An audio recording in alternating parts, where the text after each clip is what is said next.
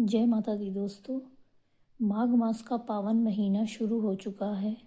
भगवान श्री हरि विष्णु को कार्तिक मास की तरह माघ मास भी अति प्रिय है। आइए सुनते हैं माघ मास का कथा का तीसरा अध्याय।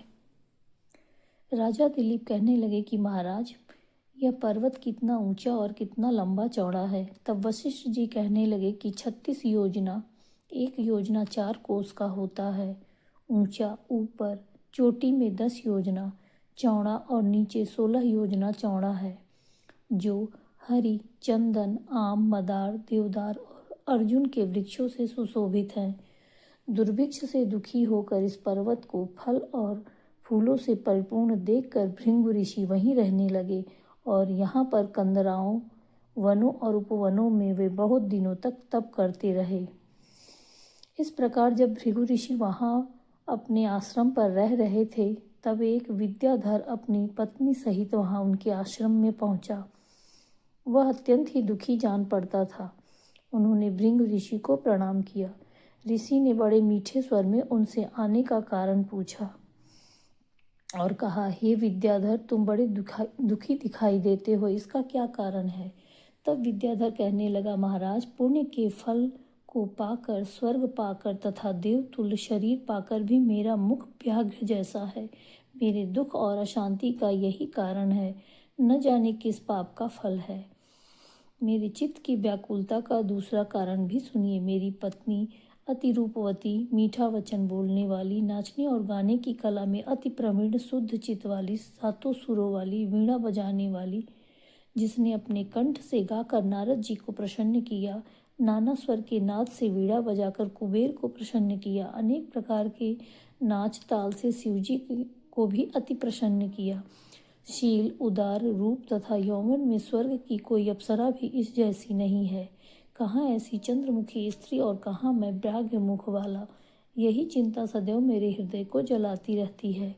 विद्याधर के ऐसे वचन सुनकर तीनों लोकों के भूत, भविष्य और वर्तमान की बात जानने वाले तथा दिव्य दृष्टि वाले ऋषि कहने लगे कि हे विद्याधर, कर्म के विचित्र फलों को प्राप्त होकर ज्ञानी पुरुष भी मोह को प्राप्त हो जाते हैं।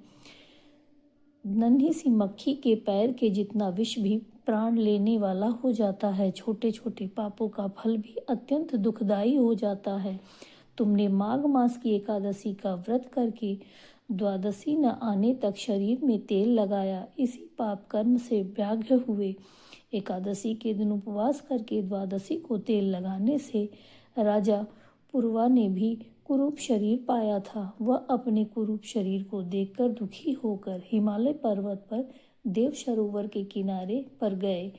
प्रीतपूर्वक शुद्ध स्नान कर कुशा के आसन पर बैठकर कमल नेत्र भगवान, शंख चक्र गदा पद्म धारण करने वाले, पीतांबर पहनने वाले, माला धारण किए हुए विष्णु जी का चिंतन करने लगे।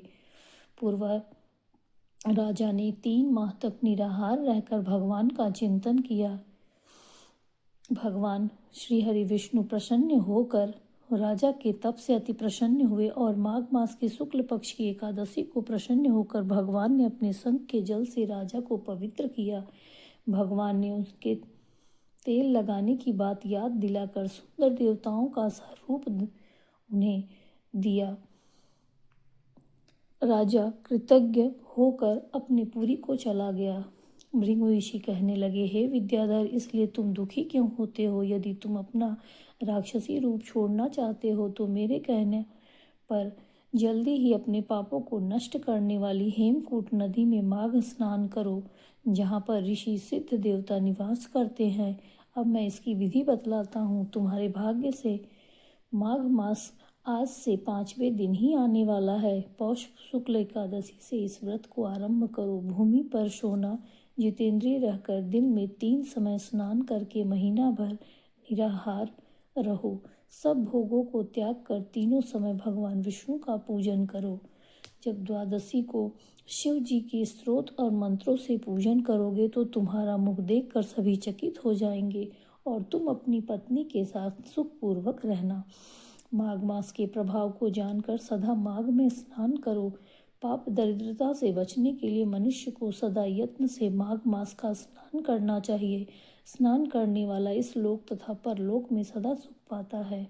वशिष्ठ जी कहते हैं, हे दिलीप, भृगु जी के यह वचन सुनकर वह विद्याधर अपनी स्त्री सहित उसी स्थान पर्वत पर झरने के पास माघ मास का स्नान करता रहा और उसके प्रभाव से उसका मुख देव सदृश्य हो गया और वह मणिग्रीव पर्वत पर आनंद से रहने लगा। भृगु जी भी नियम की समाप्ति पर शिष्यों सहित इवा नदी के तट पर आ गए। इस प्रकार माघ मास की कथा का तीसरा अध्याय पूरा हुआ।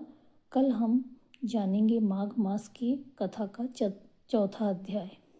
जय जय श्री हरि, जय जय श्री राधे।